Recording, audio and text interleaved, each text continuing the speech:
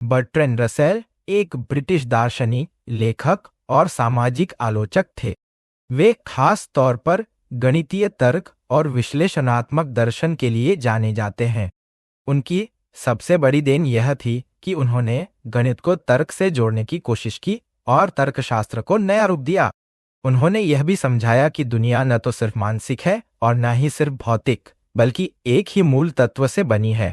उनके विचारों में निश्चित विवरणों का सिद्धांत, तार्किक परमाणुवाद और तार्किक प्रकारों का सिद्धांत शामिल है। जी.ए. मूर के साथ मिलकर रसेल को आधुनिक विश्लेषणात्मक दर्शन का संस्थापक माना जाता है। उन्होंने व्हाइटहेड के साथ मिलकर प्रिंसिपिया मैथमेटिका लिखी, जिसने 20वीं सदी में तर्कशास्त्र के अध्ययन को नई जान दी। आम लोगों के बीच वे नास्तिकता और समाज पर अपने खुले विचारों के कारण भी मशहूर थे। रसेल ने दर्शन के अलावा नैतिकता, राजनीति, शिक्षा और धर्म पर भी लिखा। वे अपने सरल और मजेदार लेखन के कारण आम पाठकों में भी लोकप्रिय रहे। उनकी तुलना वोल्टेयर जैसे बड़े विचारकों से की जाती है। उनकी जिंदगी विवादों से भरी रही। उन्हें कई बार नौकरियों से निकाला गया, जेल हुई, लेकिन इसके बावजूद उन्हें साहित्य का नोबेल पुरस्कार और ऑर्डर ऑफ मेरिट जैसी बड़ी उपलब्धियां मिलीं। वे परमाणु विरोधी आंदोलनों और वियतनाम युद्ध के खिलाफ मुहिम में भी सक्रिय रहे और आखिरी समय तक सार्वजनिक जीवन में सक्रिय बने रहे। रसेल का जन्म 19वीं सदी में ब्रिटेन में हुआ। बचपन में ही माता पिता का निधन हो गया और उनकी परवरिश दादी ने की।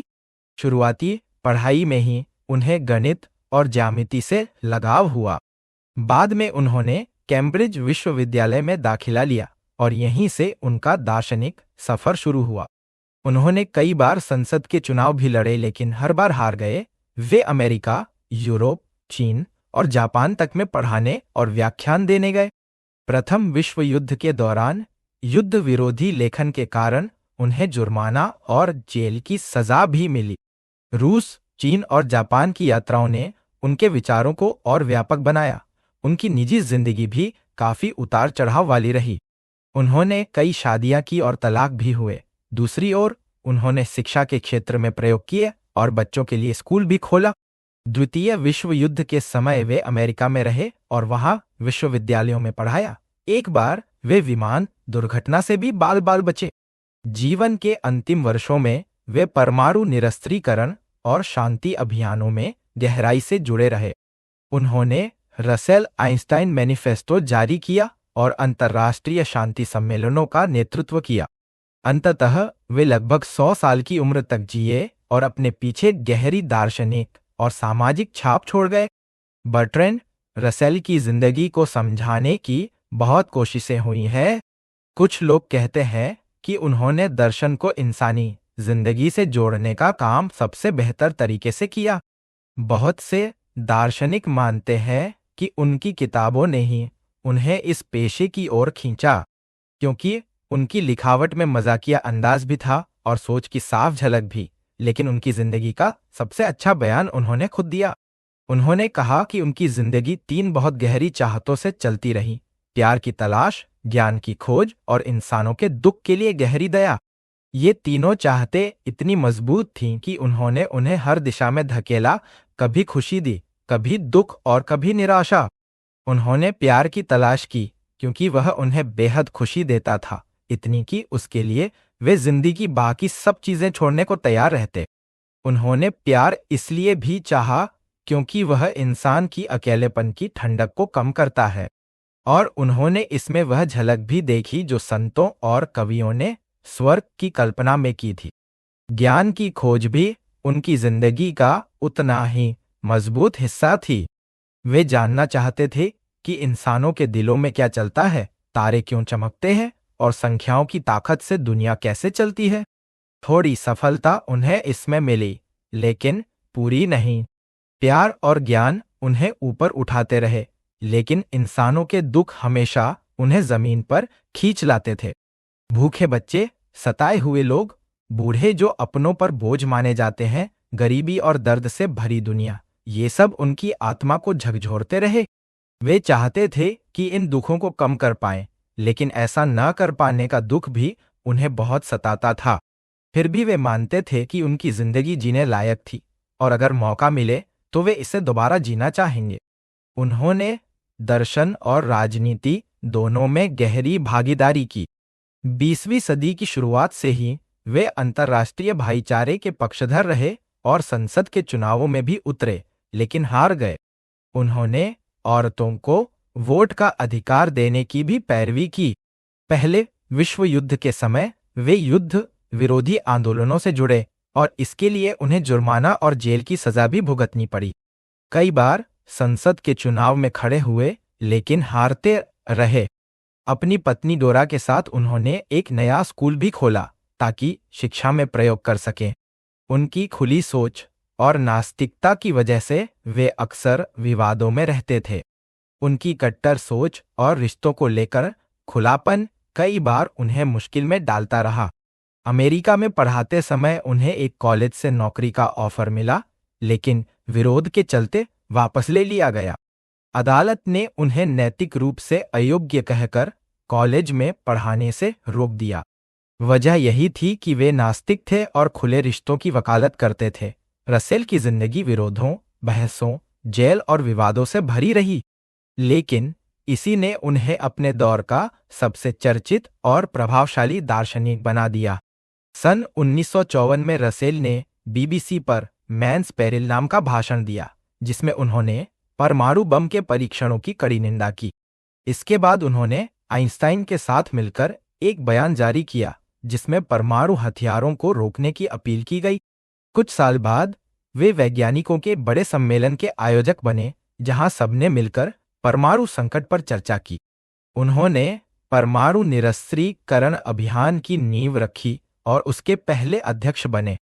इसके साथ ही वे 100 सदस्यीय समिति के मानद अध्यक्ष भी चुने गए। सन 1961 में उन्हें फिर से जेल जाना पड़ा, इस बार एक हफ्ते के लिए, क्योंकि वे परमाणु विरोधी आंदोलन में शामिल हुए थे। इस घटना ने उनके नाम और प्रभाव को और बढ़ा दिया। इसके बाद उन्होंने कैदियों और राजनीतिक बंदियों के लिए भी आवाज उठाई और इसके लिए उन्होंने अपनी शांति संस्था बनाई। रसेल खुद को हमेशा पहले लेखक मानते थे, फिर दार्शनिक। वे कहते थे कि उन्होंने किसी पेशे को अपनाने के बजाय लिखने को अपनी जिंदगी बनाया। जब उन्हें साहित्य का नोबेल पुरस्कार मिला तो अपने भाषण में भी उन्होंने समाज और इंसानियत से जुड़े मुद्दों को ही ज्यादा महत्व दिया। उनकी जिंदगी पर कई रचनाएं लिखी गईं। कवियों, लेखकों और उपन्यासकारों ने उनके विचारों और व्यक्तित्व से प्रेरणा ली। उन्होंने खुद भी आत्मकथात्मक किताबें लिखीं, जिनमें अपनी जिंदगी और विचारों को साझा किया। तर्कशास्त्र और गणित में उनका काम बहुत बड़ा माना जाता है। उन्होंने रसेल का पैराडॉक्स खोजा, जिसमें सवाल उठता है कि अगर कोई समूह उन सब समूहों का है जो खुद में शामिल नहीं है, तो क्या वह खुद में शामिल होगा या नहीं। यही विरोधाभास तर्क की नई दिशा बना। इसके बाद उन्होंने प्रकारों का सिद्धांत विकसित किया और यह दिखाने की कोशिश की कि गणित को तर्क से समझाया जा सकता है।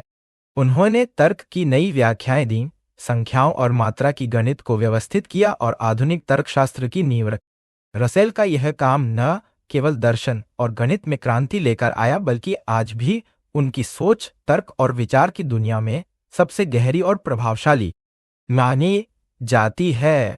यह विरोधाभास बहुत अहम था, क्योंकि साधारण तर्कशास्त्र में अगर एक बार विरोधाभास आ जाए तो उससे हर बात को सही ठहराया जा सकता है। इसी वजह से रसेल की खोज ने तर्कशास्त्र, गणित की नींव और सेट थ्योरी में बड़े बदलाव की शुरुआत की। रसेल ने इस समस्या का हल ढूंढने के लिए प्रकारों का सिद्धांत बनाया। उनका विचार था कि सभी वाक्यों को अलग अलग स्तर की सीढ़ी पर रखा जाए। सबसे नीचे वे वाक्य हों जो व्यक्तियों के बारे में हों, फिर उनसे ऊपर वे वाक्य हों जो व्यक्तियों के समूह के बारे में हों, फिर उनसे ऊपर वे वाक्य हों जो समूहों के समूह के बारे में हों, और इसी तरह आगे। इस तरह किसी भी वाक्य को खुद पर लागू करने की गुंजाइश नहीं बचती और दुष्चक्र यानी विच्युअस सर्कल से बचा हो जाता। नतीजा यह निकला कि हर वस्तु और उसके बारे में कही गई बातें अलग अलग स्तर पर होंगी। रसेल ने पहले साधारण प्रकार का सिद्धांत बनाया, लेकिन बाद में इसे और गहराई से विकसित करके विस्तृत प्रकार का सिद्धांत बनाया। पहले को कमजोर कहा गया, दूसरे को बहुत सख्त, इसलिए दोनों पर सवाल उठे। रसेल और व्हाइटहेड ने एक नया नियम भी जोड़ा, जिसे घटनीयता का नियम कहा गया, ताकि इस सिद्धांत को थोड़ा नरम बनाया जा सके और मुश्किलें कम हों। फिर भी आलोचकों ने कहा कि यह नियम जबरदस्ती का है और दार्शनिक रूप से सही नहीं ठहरता। इसी समय रसेल ने लॉजिकवाद का भी बचाव किया। यह विचार था कि गणित असल में तर्क का ही हिस्सा है। उनका कहना था कि गणित की हर सच्चाई को तर्क की सच्चाई में बदला जा सकता है और हर गणितीय प्रमाण को तर्क का प्रमाण बनाया जा सकता है। उनके मुताबिक गणित असल में प्रतीकात्मक तर्क है और यही हमारे समय की सबसे बड़ी खोजों में से एक है। रसेल के ये विचार आज भी गणित और दर्शन में बहुत गहरी जगह रखते हैं और उनकी सोच ने पूरी की पूरी दिशा बदल दी। रसेल का ख्याल था कि संख्याओं को समूहों के समूह से समझा जा सकता है। जैसे संख्या 1 का मतलब है सभी वे समूह हैं जिनमें सिर्फ एक एक चीज हो। संख्या 2 का मतलब है सभी वे समूह जिनमें 2 चीजें हों। और इसी तरह आगे अगर कहा जाए कम से कम 2 किताबें हैं तो इसका मतलब होगा एक किताब X है और दूसरी किताब Y है और X और Y अलग अलग हैं। अगर कहा जाए सिर्फ 2 किताबें हैं तो इसका मतलब होगा एक किताब X है, दूसरी Y है, दोनों अलग हैं। और अगर कोई तीसरी किताब है तो वह या तो X है या Y। इस तरह संख्याओं की बातें समूहों की बातें बन जाती हैं, जिन्हें जोड़ने, घटाने और मिलाने जैसे कामों से समझाया जा सकता है। रसेल और व्हाइटहेड ने अपनी किताब में गणित के बहुत बड़े सिद्धांतों को इसी तरह तर्क के आधार पर समझाया। उन्होंने सीमित और असीम दोनों तरह के अंकगणित पर काम किया, माप सिद्धांत की नींव रखी और तर्क संबंधों का एक नया और गहरा ढांचा बनाया। हालांकि यह सवाल हमेशा खुला रहा कि क्या पूरी की पूरी सेट थ्योरी सचमुच तर्क में बदली जा सकती है या नहीं। रसेल का मानना था कि साधारण भाषा बहुत अधूरी और उलझी हुई है। असली काम है ऐसी भाषा खोजना जो साफ और सटीक हो और जिसमें दुनिया को बिना गड़बड़ी के समझाया जा सके। उनके अनुसार सिर्फ गणित और तर्क ही इतनी सटीक भाषा दे सकते हैं जैसे दुनिया में छोटे छोटे तथ्य मिलकर बड़े तथ्य बनाते हैं, वैसे ही भाषा में छोटे छोटे वाक्य और जोड़ने वाले शब्द मिलकर बड़ी बातें बताते हैं। रसेल ने यह भी कहा कि हमारी जानकारी पर शक करना जरूरी है, क्योंकि हम अक्सर चीजों को सीधे नहीं बल्कि अंदाजों और निष्कर्षों से जानते हैं। इसी वजह से उनका बड़ा सवाल था, इंसान सचमुच क्या जान सकता है और कैसे जान सकता है। बाहरी दुनिया के बारे में भी उन्होंने यही सवाल उठाया। अगर हम दुनिया को सिर्फ अनुमान से जानते हैं और अनुमान हमेशा गलत हो सकते हैं, तो हमें भरोसा किस बात पर होना चाहिए? इसका जवाब उन्होंने तर्क और अनुभव दोनों से दिया। उन्होंने लॉजिकल एटमिज्म का सिद्धांत बनाया, जिसमें कहा कि दुनिया छोटे छोटे तार्किक कणों और उनके गुणों से बनी है, जैसे छोटे छोटे रंगों के टुकड़े और उनकी खूबियां। इन्हीं से मिलकर तथ्य बनते हैं और फिर वे तथ्य मिलकर जटिल चीजें बनाते हैं। इस तरह रसेल ने गणित और दर्शन दोनों को एक नए नजरिए से समझाया और उनकी सोच ने आगे आने वाले दार्शनिकों और वैज्ञानिकों को गहरी दिशा दी। रसेल का कहना था कि हमें किसी भी मुश्किल लगने वाली चीज को उस रूप में समझाना चाहिए जिसे लेकर हमें ज्यादा यकीन हो। जैसे कोई साधारण भौतिक चीज जिसे हम अक्सर अंदाजे से जानते हैं, उसे समझाया जा सकता है एक लड़ी के रूप में, अलग अलग रूप जो एक दूसरे से जुड़े हों और कुछ कारणों से चलते हों। यानी कोई भी चीज असल में उसके अलग अलग पहलुओं की लड़ी है। रसेल का मानना था कि हमारी दुनिया सिर्फ अंदाजों पर नहीं टिकी है।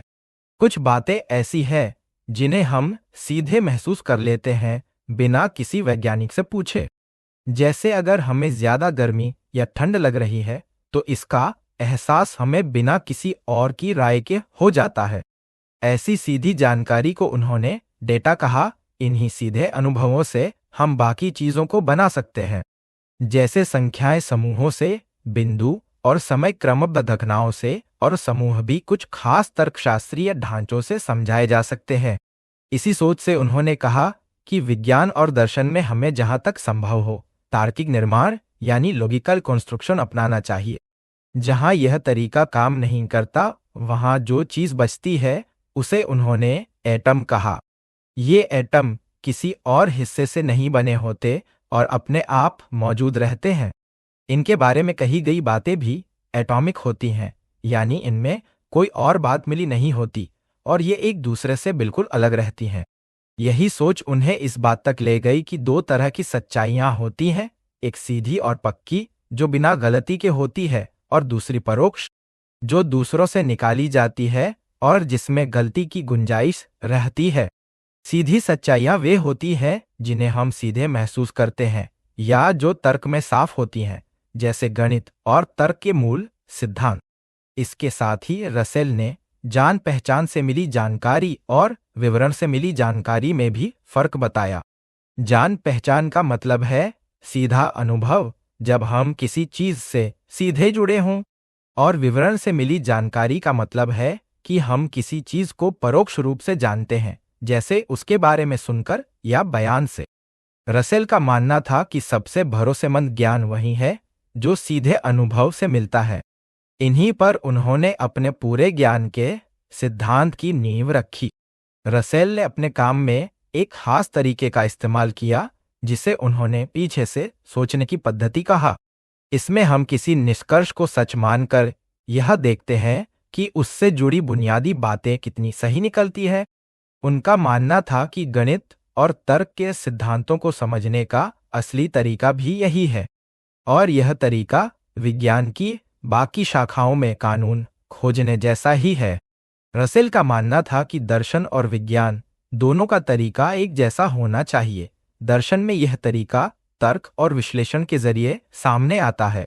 वह अक्सर कहते थे कि उन्हें अपने निष्कर्षों से ज्यादा भरोसा अपने तरीके पर है। शुरू में रसेल आदर्शवाद से जुड़े रहे, लेकिन बाद में उन्होंने उससे नाता तोड़ लिया। उनका कहना था कि आदर्शवाद में आंतरिक संबंधों का विचार कई विरोधाभास पैदा करता है, खासकर गणित में। उन्होंने और उनके साथी मूर ने तय किया कि सच किसी अनुभव पर निर्भर नहीं करता, बल्कि अपने आप मौजूद रहता है। रसेल ने आंतरिक संबंधों की जगह बाहरी संबंधों का विचार दिया। उन्होंने कहा कि हर रिश्ता सिर्फ दो चीजों की अपनी अपनी खासियत से नहीं बनता। जैसे अगर एक घटना दूसरी से पहले होती है तो यह बात उस पहली घटना में अकेले से नहीं झलकती, बल्कि दूसरी घटना से उसका रिश्ता ही इसे साबित करता है। यही बात संख्याओं पर भी लागू होती है। अगर एक संख्या दूसरी से पहले आती है तो इसे हम केवल उनकी अपनी विशेषता से नहीं समझ सकते, यह रिश्ता बाहर से ही तय होता है। इस तरह रसेल ने 19वीं सदी के अंत तक आदर्शवाद को छोड़कर एक नए यथार्थवाद को अपनाया। उन्होंने आधुनिक तर्क को दर्शन का असली औजार माना और इसे अपनी नई सोच की बुनियाद बनाया। इस बदलाव में 3 बातें हमेशा उनके केंद्र में रहीं: विविधता को मानना, मनोविज्ञान पर आधारित सोच का विरोध करना और विज्ञान की अहमियत को मानना। यही बातें उनके पूरे जीवन की दर्शन शास्त्र की जड़ बन गई। रसेल की सबसे अहम लिखी गई किताबों में ज्ञान और उसका विवरण, दर्शन की समस्याएं, बाहरी दुनिया का हमारा ज्ञान, मन का विश्लेषण, पदार्थ का विश्लेषण, मानव ज्ञान और इसकी सीमाएं जैसी रचनाएं शामिल हैं। रसेल का मानना था कि दर्शन में भी वैज्ञानिक तरीका अपनाना चाहिए। उनका तरीका यह था कि किसी भी समस्या को बहुत गहराई से तर्क और प्रमाणों के साथ परखा जाए। वे मानते थे कि अगर हम भाषा की अस्पष्टता और उलझन को दूर करने के लिए तर्कशास्त्र का इस्तेमाल करें, तो हम चीजों का असली रूप समझ सकते हैं। उन्होंने समझाया कि साधारण भाषा में है शब्द 3 अलग अलग अर्थों में आता है। एक किसी गुण को बताने के लिए, जैसे राम बुद्धिमान है; दूसरा पहचान के लिए, जैसे राम वही श्याम है; और तीसरा अस्तित्व बताने के लिए, जैसे ईश्वर है। रसेल का कहना था कि तर्क के जरिए हम इन फर्कों को साफ कर सकते हैं और साथ ही और भी जरूरी फर्क पहचान सकते हैं। उनका नया तरीका सबसे ज्यादा तब दिखा जब उन्होंने वर्णन वाले वाक्यों को समझाया। पहले यह मान लिया जाता था कि हर नाम या वर्णन किसी असली चीज की ओर इशारा करता है। यहाँ तक कि काल्पनिक या झूठी चीजों को भी असली मानना पड़ता था ताकि वाक्य सच माना जा सके। लेकिन रसेल ने कहा कि हर वर्णन का किसी असली चीज की ओर इशारा होना जरूरी नहीं है। जैसे अगर कोई कहे फ्रांस का मौजूदा राजा गंजा है, तो इसमें फ्रांस का मौजूदा राजा असल में किसी को इंगित नहीं करता, क्योंकि ऐसा कोई राजा है ही नहीं। लेकिन फिर भी पूरा वाक्य तर्क के हिसाब से अलग रूप में लिखा जा सकता है। वहीं अगर कोई कहे स्कॉट गंजा है, तो इसमें स्कॉट एक असली व्यक्ति को इंगित करता है और उसका तर्कीय रूप बिल्कुल अलग होता है। इस तरह रसेल ने दिखाया कि कुछ शब्द अपने आप में कोई मतलब नहीं रखते, लेकिन वे पूरे वाक्य के अर्थ में योगदान देते हैं। उनका यह विचार भाषा और दर्शन की कई मुश्किल पहेलियां सुलझाने में बहुत काम आया। पहली समस्या उस नियम से जुड़ी है जिसे बीच का कोई रास्ता ना मानने का नियम कहा जाता है।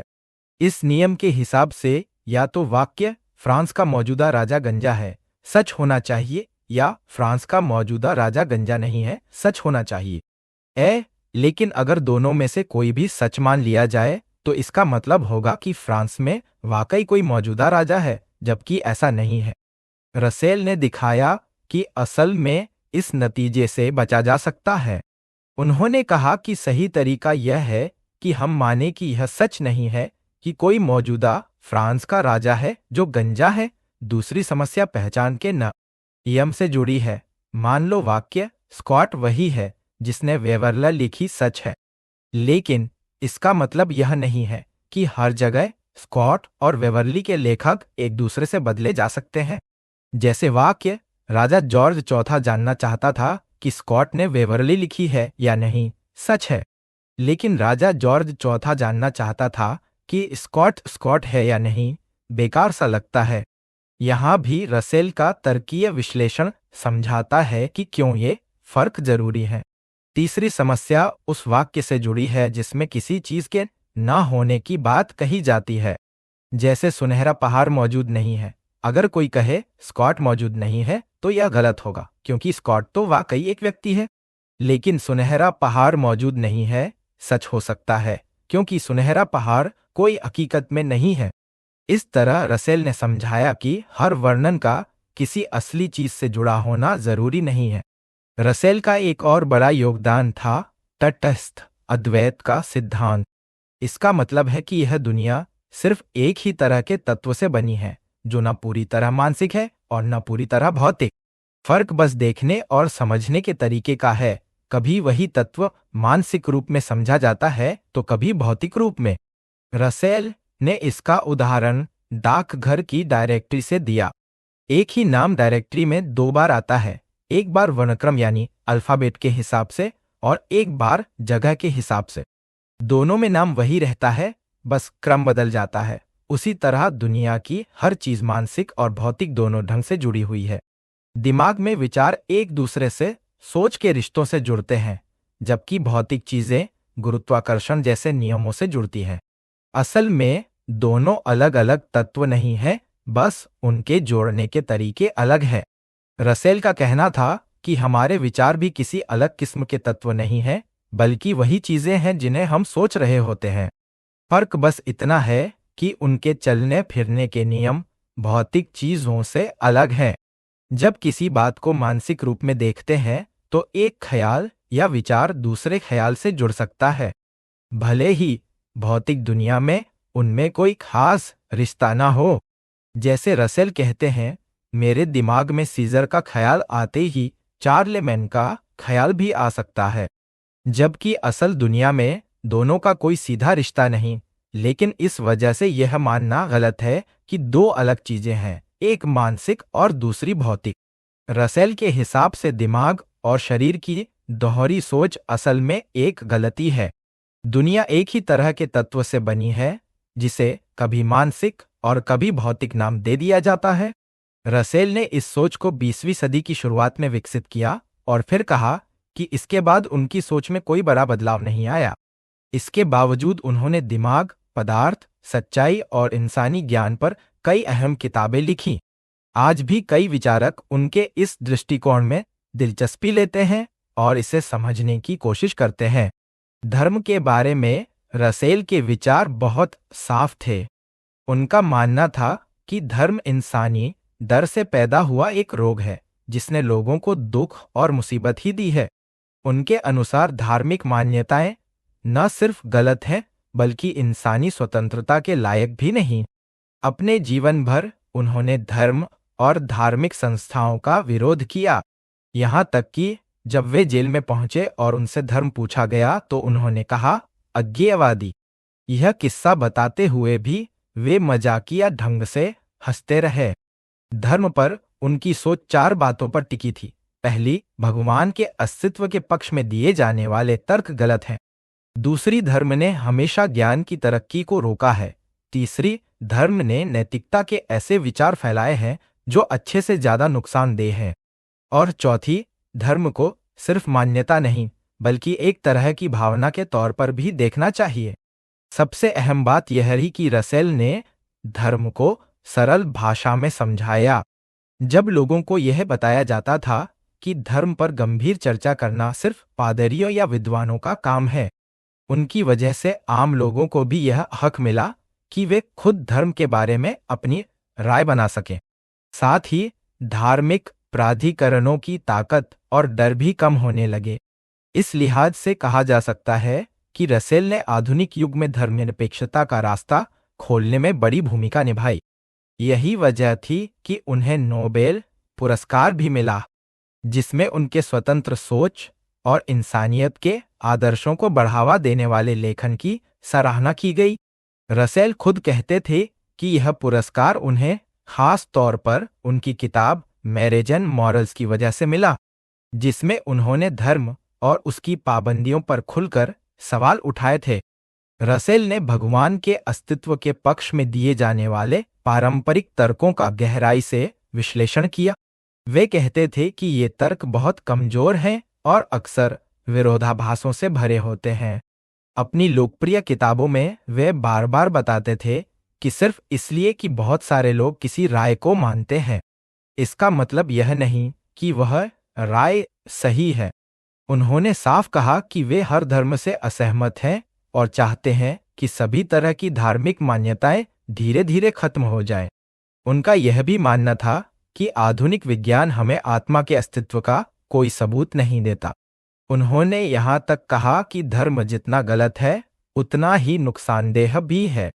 रसेल ने भगवान के पक्ष में दिए जाने वाले कई तर्कों की आलोचना की, जैसे पहला कारण वाला तर्क, बुराई की समस्या, अस्तित्व का तर्क, उद्देश्य या डिजाइन वाला तर्क, नैतिकता से जुड़ा तर्क और धार्मिक अनुभव वाला तर्क। इन सब पर उनका मानना था कि विश्वास हमेशा सबूत के अनुसार होना चाहिए। इसी सोच को समझाने के लिए उन्होंने मशहूर चाय की केतली वाली मिसाल दी। उन्होंने कहा, अगर मैं कहूं कि धरती और मंगल के बीच एक चीनी मिट्टी की केतली सूरज के चारों ओर घूम रही है और इतनी छोटी है कि कोई दूरबीन उसे पकड़ नहीं आमर सकती, तो इसे कोई गलत साबित नहीं कर पाएगा। लेकिन अगर मैं कहूं कि चूंकि इसे गलत साबित नहीं किया जा सकता इसलिए इसे सच मानना चाहिए, तो यह बिल्कुल बेतुकी बात होगी। लेकिन अगर यही बात पुरानी किताबों में लिखी होती, हर रविवार पवित्र सच के रूप में सिखाई जाती और बच्चों को छोटी उम्र से पढ़ाई जाती, तो इस पर शक करना अजीब माना जाता और शक करने वाले को पागल या अपराधी समझा जाता। पहला कारण वाला तर्क यह कहता है कि हर चीज का कोई कारण होता है, इसलिए एक पहला कारण होना चाहिए जिसे हम भगवान कहते हैं। रसेल ने इस तर्क का सीधा जवाब दिया कि अगर हर चीज का कारण है तो भगवान का भी कोई कारण होना चाहिए, और अगर भगवान बिना कारण के हो सकता है तो दुनिया भी बिना कारण के हो सकती है। वे कहते थे कि यह मानने की कोई वजह नहीं कि दुनिया की कोई शुरुआत ही हुई हो। कुछ लोग कहते हैं कि दुनिया के हर हिस्से का कारण है, इसलिए पूरी दुनिया का भी कोई कारण होना चाहिए। रसेल इसका जवाब देते हैं कि जैसे हर आदमी की माँ होती है, लेकिन इसका मतलब यह नहीं कि पूरी इंसानियत की भी कोई माँ हो। उन्होंने कहा कि अगर भगवान को बिना कारण माना जाए क्योंकि वह जरूरी रूप से मौजूद है, तो यह भी विरोधाभासी है, क्योंकि अगर भगवान ने एक अस्थायी और बदलती हुई दुनिया बनाई है तो फिर वह खुद भी जरूरी नहीं बल्कि अस्थायी ही हुआ। और अगर वह अस्थायी है तो उसे भी एक कारण चाहिए। इस तरह नतीजा यह निकलता है कि या तो दुनिया का कोई अलौकिक कारण नहीं है, या अगर है तो वह भी अस्थायी और अधूरा ही होगा। रसेल ने बुराई की समस्या को भी भगवान के अस्तित्व से जोड़ा। उनका कहना था कि अगर दुनिया को एक सर्वशक्तिमान और अच्छा भगवान ने बनाया, तो उसे पहले से पता था कि इस दुनिया में कितना दर्द और तकलीफ होगी, इसलिए सारी जिम्मेदारी उसी की बनती है। यह कहना बेकार है कि दर्द और दुख इंसान के पापों की वजह से हैं, क्योंकि नदियों का बाढ़ लाना या ज्वालामुखी का फटना पाप की वजह से नहीं होता। और अगर मान भी लिया जाए कि दुख पाप की वजह से हैं, तब भी भगवान जिम्मेदार है, क्योंकि उसने पहले से जानकर भी इंसान को बनाया। जैसे अगर कोई आदमी यह जानकर बच्चा पैदा करे कि वह हत्यारा बनेगा, तो उसकी करतूतों का बोझ भी उसी पर आएगा। अस्तित्व का तर्क कहता है कि एक परिपूर्ण भगवान का होना जरूरी है, वरना वह अधूरा होगा। रसेल ने इसे गलत बताया और कहा कि अस्तित्व कोई गुण नहीं है। अगर हर चीज में सारे गुण पहले से मौजूद हैं, तो अस्तित्व का गुण भी पहले से होना चाहिए और इसे बाद में जोड़ा नहीं जा सकता। इसका मतलब यह हुआ कि या तो सृष्टि करना ही असंभव है या फिर यह तर्क ही गलत है। डिजाइन वाले तर्क में कहा जाता है कि दुनिया की जटिलता और उद्देश्य यह साबित करते हैं कि इसे किसी ने बनाया है। रसेल ने जवाब दिया कि डार्विन के बाद हमें समझ आया कि जीव अपने वातावरण के हिसाब से खुद ढलते हैं। वातावरण को उनके लिए नहीं बनाया गया, बल्कि वे खुद उसमें फिट हो गए। इसमें किसी योजना का सबूत नहीं है। उन्होंने यह भी कहा कि यह मानना अजीब है कि यह दुनिया अपनी तमाम खामियों के साथ किसी सर्वशक्तिमान और सर्वज्ञानी ने करोड़ों सालों में बनाई होगी। पहले से बनी हुई तालमेल वाली दलील, जिसमें कहा जाता है कि दुनिया इतनी सही बनी है कि इसे किसी महान आर्किटेक्ट ने बनाया होगा, रसेल के अनुसार बस डिजाइन वाले तर्क का ही एक कमजोर रूप है। प्राकृतिक कानून वाले तर्क में कहा जाता है कि प्रकृति के नियम होने का मतलब है कि किसी कानून बनाने वाले ने इन्हें बनाया होगा। रसेल ने इसे गलतफहमी बताया। इंसानों के बनाए कानून तो आदेश हैं, जिन्हें मानना या न मानना हमारे हाथ में है, लेकिन प्रकृति के नियम तो सिर्फ यह बताते हैं कि चीजें कैसी हैं, इन्हें कोई बनाता नहीं। और अगर मान भी लिया जाए कि कोई बनाने वाला है, तो सवाल उठता है कि उसने यही नियम क्यों बनाए और दूसरे क्यों नहीं। अगर उसने बिना वजह बनाए, तो इसका मतलब है कि सब कुछ नियमों के अधीन नहीं है, और अगर उसने किसी वजह से बनाए, तो इसका मतलब है कि वह खुद भी नियमों के अधीन है। दोनों ही हालात में भगवान को नियम बनाने वाला मानना जरूरी नहीं। नैतिकता वाले तर्क में कहा जाता है कि सही और गलत का कोई मतलब भगवान के बिना नहीं हो सकता। रसेल ने इस पर सीधा सवाल उठाया कि क्या सही और गलत सिर्फ भगवान के आदेश से तय होते हैं, या उनका मतलब भगवान से अलग भी है। अगर सब कुछ भगवान के आदेश पर है, तो फिर उसके लिए सही और गलत में कोई फर्क नहीं रहा, और भगवान का अच्छा होना भी कोई मायने नहीं रखता। लेकिन अगर हम कहें कि भगवान अच्छे हैं, इसलिए वह अच्छे कामों का आदेश देते हैं, तो इसका मतलब सही और गलत भगवान से पहले से मौजूद है। इसका मतलब यह हुआ कि सही और गलत का होना भगवान पर निर्भर नहीं है, बल्कि वे उससे पहले से हैं। अगर ऐसा है तो भगवान का आदेश देना भी जरूरी नहीं बचता। इंसाफ वाले तर्क में कहा जाता है कि दुनिया में जो अन्याय है, उसे ठीक करने के लिए भगवान होना चाहिए, ताकि आखिर में अच्छे लोगों को इनाम और बुरे लोगों को सजा मिले। रसेल ने कहा कि हमारे पास ऐसा मानने की कोई वजह नहीं है। असलियत यह है कि अक्सर अच्छे लोग दुख झेलते हैं और बुरे लोग मजे करते हैं। अगर हम यह सोच लें कि आगे चलकर सब बराबर हो जाएगा, तो यह सिर्फ ख्वाहिश है, सबूत नहीं। उन्होंने एक मिसाल दी कि अगर आपके पास संतरे का एक डिब्बा आए और ऊपर की परत के सारे संतरे सड़े मिले, तो आप यह नहीं कहेंगे कि नीचे वाले जरूर अच्छे होंगे, बल्कि आप यही मानेंगे कि पूरा माल ही खराब है। यही बात दुनिया पर भी लागू होती है। धार्मिक अनुभव वाले तर्क में कहा जाता है कि लोग सीधे भगवान या अलौकिक ताकत का अनुभव करते हैं। रसेल ने कहा कि इंसान अपने अनुभवों में गलती कर सकता है, जैसे पीलिया वाले को सब कुछ पीला दिखे, जबकि असल में ऐसा नहीं है। इसलिए ऐसे अनुभव सच्चाई का सबूत नहीं हो सकते। हमें पूरे सबूतों के आधार पर सोचना चाहिए और सारे सबूत इस बात के खिलाफ हैं कि कोई अलौकिक शक्ति सचमुच मौजूद है। रसेल का मानना था कि धर्म ने ज्ञान की तरक्की को रोका है और अक्सर ऐसी नैतिकताएं फैलाई हैं जो इंसानों के लिए नुकसानदायक रही हैं। उन्होंने कहा कि धर्म पर दो तरह की आपत्तियां हैं, एक बौद्धिक और एक नैतिक।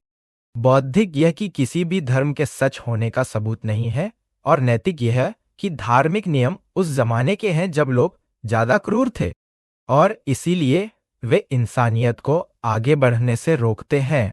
उन्होंने कहा कि जब दो वैज्ञानिक आपस में असहमत होते हैं तो वे लड़ते नहीं बल्कि सबूत का इंतजार करते हैं, लेकिन जब दो धर्मगुरु असहमत होते हैं तो नफरत और झगड़ा होता है क्योंकि उनके पास कोई पक्का सबूत नहीं होता। रसेल का कहना था कि आज भले ही कोई यह नहीं मानता कि दुनिया कुछ हजार साल पहले बनी, लेकिन ज्यादा समय नहीं हुआ जब इस पर शक करना भी अपराध माना जाता था। धर्म ने हमेशा बदलाव का विरोध किया, लेकिन धीरे धीरे आजाद ख्याल लोगों की कोशिशों से उसकी पकड़ ढीली हुई। इंक्विजिशन की यातनाएं, बाइबल और कुरान में गुलामी को सही ठहराना, जादूटोना के नाम पर औरतों और मर्दों को जलाना और महामारी के समय दुआ करने के लिए भीड़ जुटना जिससे बीमारी और फैली, ये सब धार्मिक मान्यताओं और रिवाजों से जुड़े थे। रसेल का कहना था कि साफ है, जिस दौर में धर्म सबसे मजबूत और कट्टर रहा, उसी दौर में सबसे ज्यादा क्रूरता और सबसे बुरा हाल देखने को मिला। अपने समय में रसेल पर बहुत आलोचना हुई क्योंकि उन्होंने कहा कि चर्च का नौजवानों से यौन ज्ञान छुपाना मानसिक और शारीरिक सेहत के लिए बेहद खतरनाक है। उस समय के रिवाजों के खिलाफ जाकर उन्होंने बच्चों और युवाओं के लिए यौन शिक्षा की वकालत की। उन्होंने यह भी कहा कि जो लोग परिवार शुरू करने के लिए तैयार नहीं हैं, उनके लिए बिना बच्चों वाली अस्थायी शादी सही हो सकती है। उनका मानना था कि ईसाई नैतिकता ने औरतों की हालत और बिगाड़ी क्योंकि वहां बहुत जोर यौन शुचिता पर था। उन्होंने इतिहास से उदाहरण देते हुए कहा कि चर्च के बुजुर्ग लेखन औरतों को बुराई का दरवाजा बताते थे और उसे नरक का कारण मानते थे। रसेल का निष्कर्ष था कि असल आजादी और बराबरी औरतों को केवल आधुनिक दौर में ही वापस मिली, जो कभी रोमन साम्राज्य के समय थी। कुछ आलोचकों का कहना था कि रसेल यहाँ गलत थे क्योंकि शुरुआती ईसाई धर्म ने औरतों की इज्जत बढ़ाई और शादी को पवित्र बनाकर उन्हें पुराने जमाने की बंदिशों से निकाला। लेकिन सच्चाई यह भी है कि रसेल खुद किसी ढीली ढाली या उन्मुक्त सोच के पक्ष में नहीं थे। वह मानते थे कि सेक्स एक प्राकृतिक जरूरत है जैसे खाना और पानी, लेकिन इसे गंभीर भावनाओं और स्नेह से अलग करके हल्का नहीं बनाना चाहिए। नतीजा यह हुआ कि उन्होंने पूरी नई पीढ़ी की सोच बदल दी और औरतों के हक को समाज और कानून में जगह दिलाने में बड़ा योगदान दिया। उनके समय की हालत बहुत खराब थी। लड़कों को लगता था कि जवानी की शारीरिक तब्दीलियां कोई भयानक बीमारी है और लड़कियां बिना जाने शादी कर लेती थीं कि उनकी पहली रात में क्या होगा। औरतों को सिखाया जाता था कि सेक्स खुशी की चीज नहीं बल्कि शादी का बोझ है। यहाँ तक कि फर्नीचर के पांव ढकने तक का दिखावा किया जाता था। ऐसे माहौल में रसेल ने खुलकर इस पाखंड और तकलीफ के खिलाफ लड़ाई लड़ी। रसेल का मानना था कि धर्म सिर्फ नियम कायदों का ढांचा नहीं है बल्कि भावनाओं को व्यक्त करने का जरिया भी है।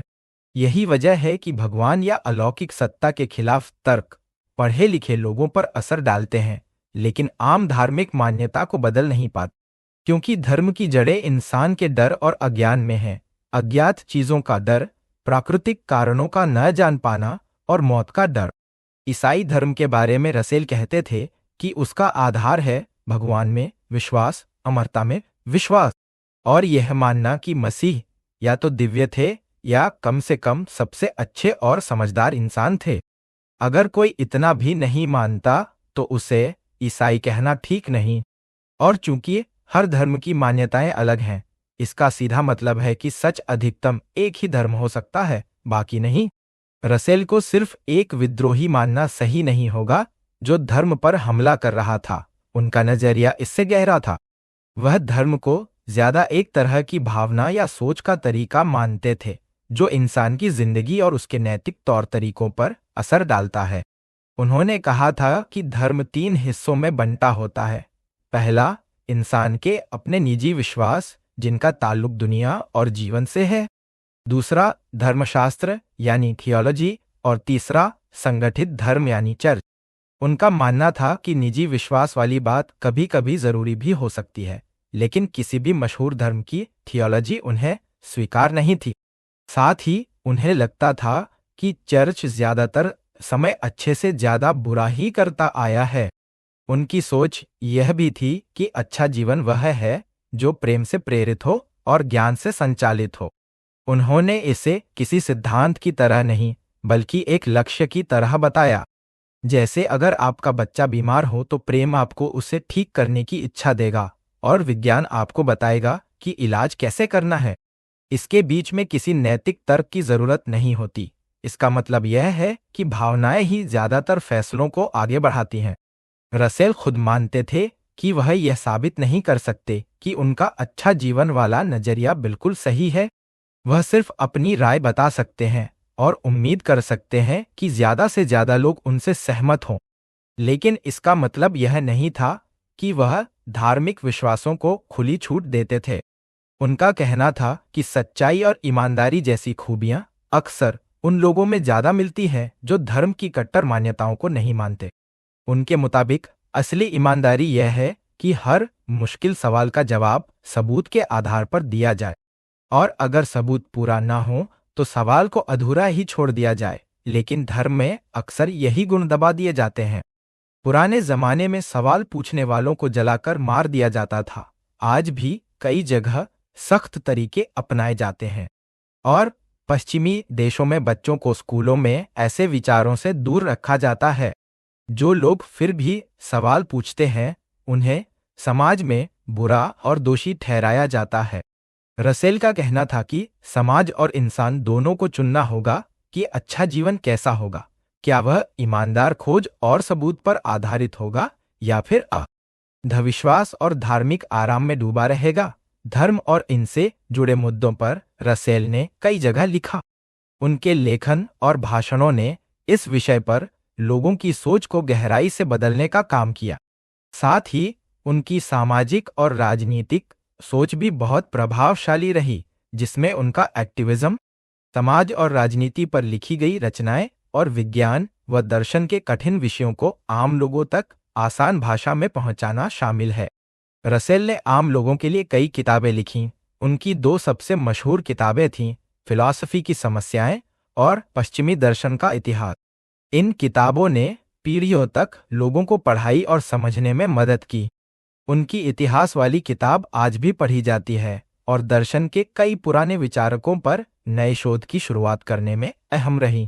उनकी दूसरी किताब आज भी शुरुआती पाठ्य पुस्तक की तरह इस्तेमाल होती है। इन दोनों को आम लोग भी आसानी से पढ़ सकते हैं और समझ सकते हैं। उन्होंने विज्ञान को आसान भाषा में समझाने वाली किताबें भी लिखीं, जैसे एबीसी ऑफ एटम्स और एबीसी ऑफ रिलेटिविटी। ये अब ज्यादा ऐतिहासिक दिलचस्पी की चीज बन गई हैं, लेकिन इनमें उस दौर के विज्ञान और दर्शन की उत्तेजना अब भी झलकती है। रसेल का मानना था कि शिक्षा और सामाजिक तरक्की आपस में गहराई से जुड़ी हैं। उनके अनुसार शिक्षा ही नई दुनिया की चाबी है। उन्होंने कहा था कि शिक्षक का सबसे बड़ा काम बच्चों में सहनशीलता पैदा करना होना चाहिए। यह सहनशीलता तभी आएगी जब हम अलग सोच रखने वाले लोगों को समझने की कोशिश करेंगे। इंसान की आदत है कि वह अजनबी तौर तरीकों को देखकर डर और नफरत महसूस करता है। जो लोग कभी यात्रा नहीं करते, न दिमागी तौर पर और न शारीरिक तौर पर, वे दूसरों के अजीब रीति रिवाज और मान्यताओं को बर्दाश्त नहीं कर पाते।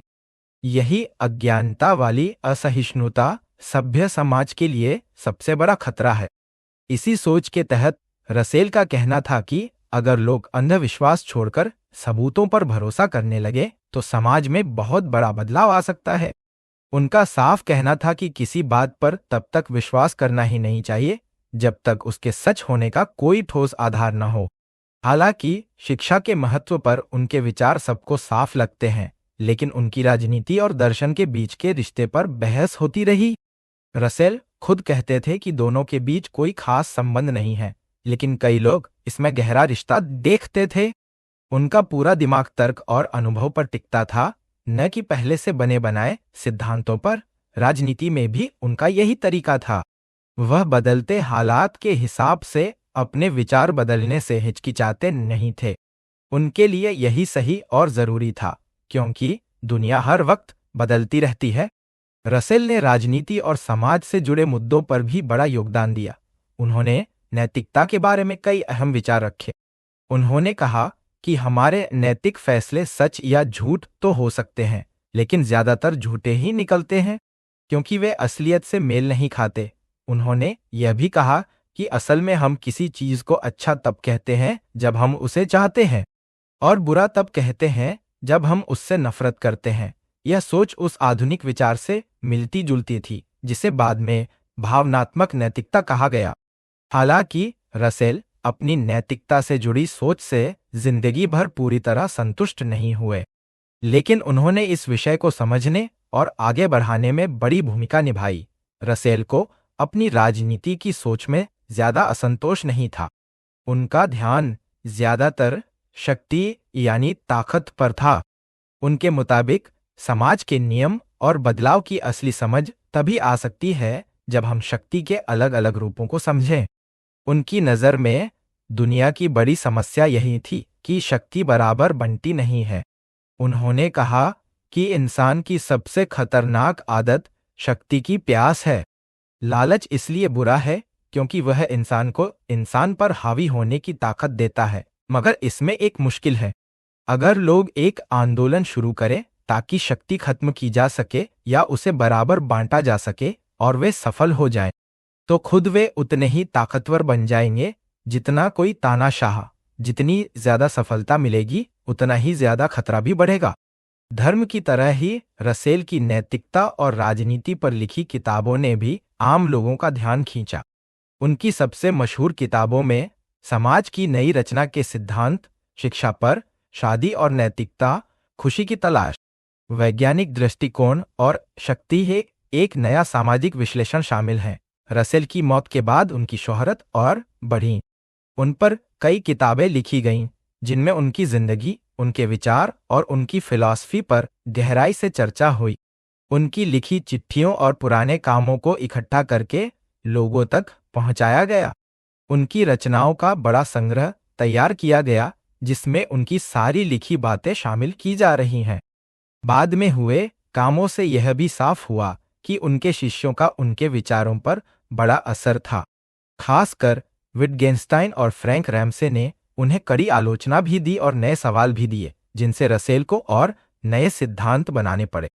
यह रिश्ता शिक्षक और शिष्य के बीच बहुत असरदार साबित हुआ। रसेल की मौत के बाद भी इस बात पर बहस जारी रही कि उनके योगदान कितने बड़े थे और क्या सिर्फ दर्शन में ही नहीं बल्कि और विषयों में भी उनकी जगह अहम है। उनके समर्थक कहते हैं कि बहुत कम लोग होंगे जिन्होंने तर्कशास्त्र और विश्लेषणात्मक दर्शन को इतना आगे बढ़ाया हो। कई बड़े विचारकों का मानना है कि रसेल का असर अपने समय और उसके बाद के दर्शन पर शायद किसी भी और व्यक्ति से ज्यादा था। वहीं आलोचक यह भी याद दिलाते हैं कि रसेल ने अपने शुरुआती समय में साम्राज्यवाद का समर्थन किया था और नस्ल, जाति और आनुवंशिकी पर कुछ विवादित बातें कही थीं। उन पर यह भी आरोप लगे कि कभी उन्होंने यह तक कहा कि सोवियत संघ के खिलाफ परमाणु युद्ध पहले ही छेड़ देना चाहिए। बाद में उन्होंने इस बात से इनकार किया, लेकिन कुछ जीवनीकारों का कहना है कि रसेल ने अपने पुराने विचारों को छुपाने की कोशिश की थी। यही वजह है कि बहुत से लोग उनकी बौद्धिक विरासत का आकलन करते समय उलझन में पड़ जाते हैं। कुछ लोग मजाक में कहते थे कि रसेल की किताबें दो रंगों में बननी चाहिए, तर्क और गणित पर लिखी किताबें लाल रंग में और नैतिकता और राजनीति पर लिखी किताबें नीले रंग में, जिन्हें किसी को पढ़ने की इजाजत ना हो। लेकिन कई लोग मानते हैं कि यह कहना गलत है, क्योंकि राजनीति में भी रसेल की ईमानदार कोशिशें साफ दिखती हैं। वे पूंजीवाद के खिलाफ खड़े हुए, लेकिन सोवियत रूस की अंधी प्रशंसा करने की गलती नहीं की। साधारण पाठक के लिए इन उलझी हुई रायों के बीच फैसला करना आसान नहीं है। राजनीति में रसेल को ज्यादातर एक कार्यकर्ता माना गया है, कोई बड़ा सिद्धांतकार नहीं। लेकिन तर्कशास्त्र और ज्ञान की खोज में उनकी छवि हमेशा बहुत ऊंची रही है। रसेल की असली ताकत यह थी कि वे पुराने और बेबुनियाद विचारों को छोड़ने में हिचकिचाते नहीं थे। अगर कोई नया सबूत सामने आता तो वे सबसे पहले उसे अपनाते। खुद उन्होंने माना कि यात्रा करते करते उन्हें यह समझ आया कि ज्ञान सिर्फ एक जगह तक सीमित नहीं है। अपनी आत्मकथा में उन्होंने एक छोटा सा किस्सा बताया। जब वे युवा थे तो कई हफ्तों तक रोज का एक हिस्सा गणितज्ञ जॉर्ज कैंटर को पढ़ने और उसकी दलीलों को कॉपी करने में बिताते थे। उस समय वे सोचते थे कि सारी दलीलें गलत हैं, लेकिन बाद में उन्हें एहसास हुआ कि गलती दरअसल उनकी अपनी समझ में थी। यह उनकी ईमानदारी और सच्चाई की बड़ी मिसाल है।